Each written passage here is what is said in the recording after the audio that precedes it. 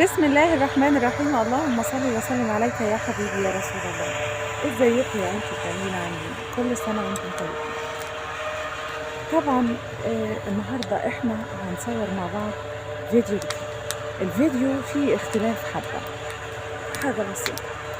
طبعا احنا صورنا الفيديو السابق مع بعض، كان فيديو لم المحصول القمح او دراس القمح. طبعا بعد ما شفتوا معايا التبن والقمح، وريتكم طبعا التبن كان خارج من الدراسة عامل ازاي ومحطوط على ايه. طبعا زي ما انتوا شايفين في اسرع وقت ممكن الفلاح بيفضي الارض بتاعته، اوام شال التبن من الارض، ده مكانه اهو.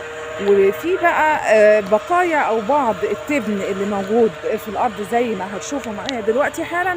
وفي حاجة اسمها الطيور ده بتبقى اهو بصوا، ده التبن اللي هو موجود في الارض بعضه، وفي بعض القش وبعض السنابل بتبقى موجودة في الارض.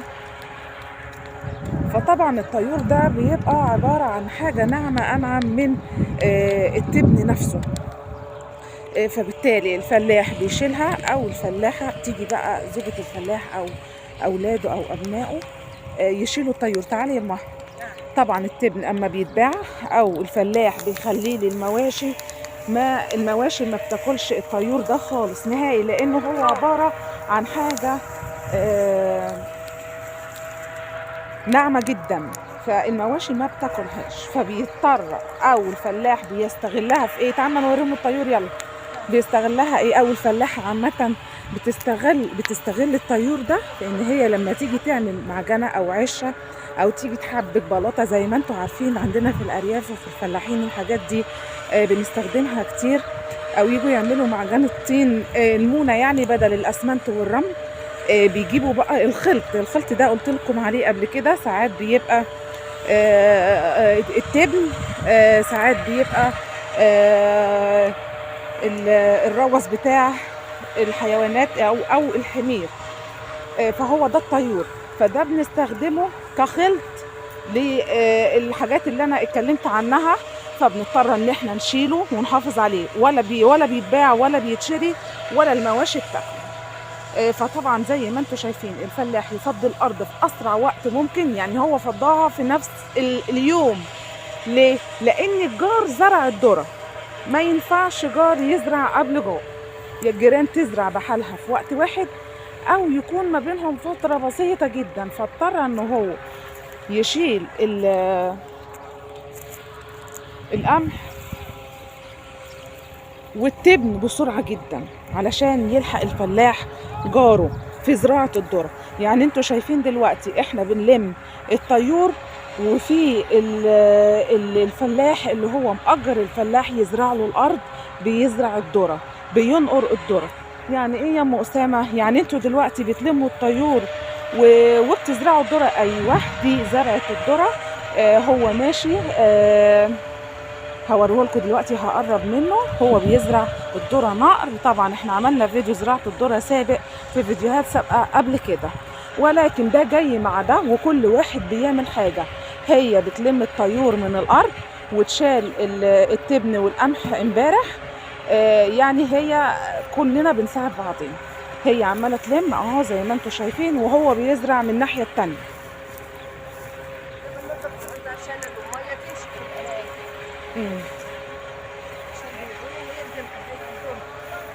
عشان ما يردمش حبايه الذره. طبعا زي ما قلت لكم ان هو ليه استفاده، كل حاجه، ما فيش حاجه اسمها ما منهاش فايده او مش مستفيدين بيها. طبعا في الاراضي اللي حوالينا انتوا ممكن تكونوا سامعين صوت الدراسه، في اراضي تانية لسه بتدرس برضو، مش كل الناس درست. الكل بيجري دلوقتي عشان يلحق زرعه الذره مع بعضيها، لان ايه، في ناس اللي بعد كده بقى بيبقى زرع ذره متاخر، لان العروه اللي بتتزرع بدري دي بتبقى حلوه جدا، بتبقى تحسوا ان هي ايه، متغذيه. مش عارفه ليه الحاجه البدري يا جماعه في اي شيء بتبقى حلوه، بتبقى حلوه قوي. البدء اللي هو المتاخر شويه ما بيبقاش قد كده.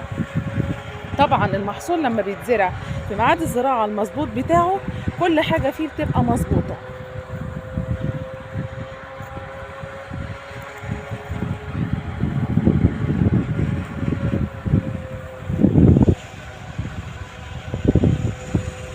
طبعا هنا الجار اللي هناك درس الارض، فضيت ولموا الطيور برضو، والجار اللي الناحيه دي اللي هو في النص، واللي الناحيه دي هيدرس النهارده اهو، والجار هناك اهو بيدرس زي ما انتم شايفين.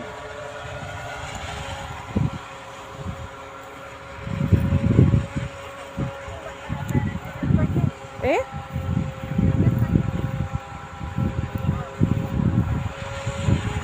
طبعا هو الفلاح المره دي ما عملش تجهيز ارض. ليه؟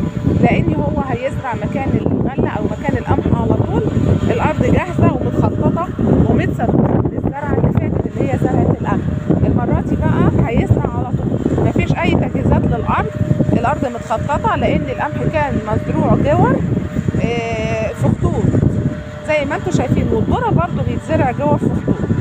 فالارض تحس ان هي لسه ما فقدتش العناصر الغذائيه اللي هو كان ضايفها لها، سواء كان السماد الطبيعي او السماد الصناعي.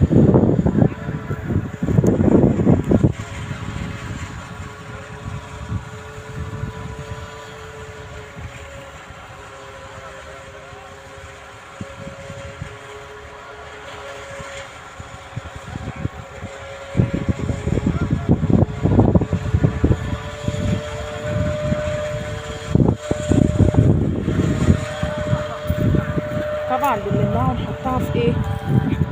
دي بقى في ناس بيقولوا عليها ان هي اسمها باميه، في اي حاجه المهم ان احنا نحافظ عليها وبس ايا كان الاسم.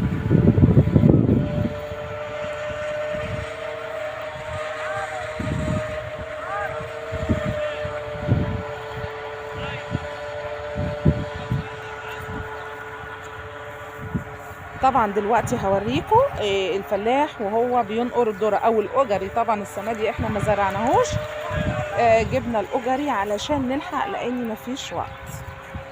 يعني لو انتوا كنتوا زرعتوه يا ام اسامه برضو مفيش، لا مش موضوع كده.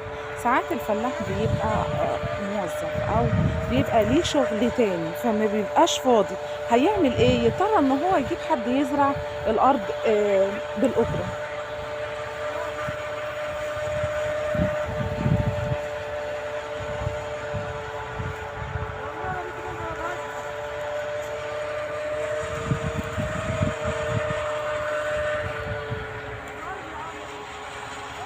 طبعا بتعدي كده بقى على قد ما تقدر، بنشيل كله. ده عمك شاله على فكرة. مم. ايه؟ هو نار لسه ما زرعش.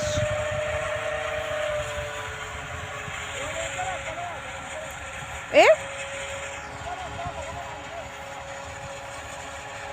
طبعا ما شاء الله هنا انا هوريكم الزرعه النقره ما شاء الله في صفوف عامله ازاي، تحسوا ان هي كلها في اتجاه واحد مساء واحد. لو انتوا دققتوا شويه مع الكاميرا هتلاقوا ان الزرعه النقره نفسها باينه في الارض زي ما انتوا شايفين كده، بيساوي بعضيها نقره بعد نقره على مسافات معينه بالشكل ده.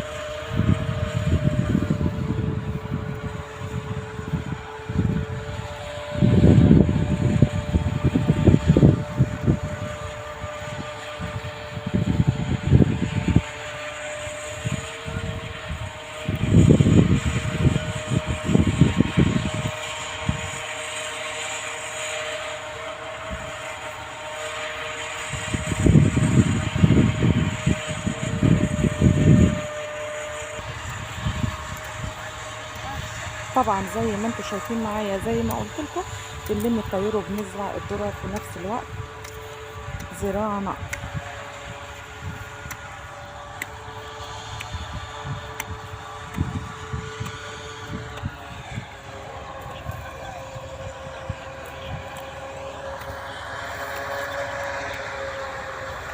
بيزرعها في جوه. انت بتحط في الجوره كام حبايه؟ حبايه واحده؟ يعني الذره بيتزرع على حبايه واحده.